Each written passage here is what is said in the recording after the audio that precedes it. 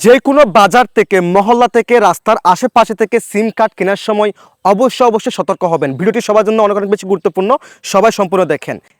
আপনি যখন কোনো রাস্তার পাশ দিয়ে যখন আপনি একটি সিম নিবন্ধন করেন আপনার এনআইডি কার্ড দিয়ে, যখন ফিঙ্গারপ্রিন্ট দিয়ে রেজিস্ট্রেশন করেন, তখন কি হয় জানেন, সেই এনআইডি কার্ড, সেই ফিঙ্গারপ্রিন্ট কিন্তু তারা রেখে দেয়। সেক্ষেত্রে তারা আপনাকে অনেক সমস্যার মধ্যে ফেলতে পারে, অনেক মহাবিপদে ফেলতে পারে।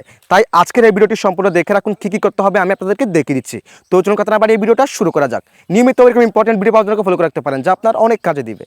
ওকে, so guys, first of all আপনি আপনার ফোনের ডায়াল প্যাডের অ্যাপসটাকে ওপেন করে দিবেন। দেন এখানে প্রেস করবেন *16001# এই কোডটি প্রেস করে আপনার যে কোনো একটি সিম সিলেক্ট করে ডায়াল প্যাডে ক্লিক করে দিবেন।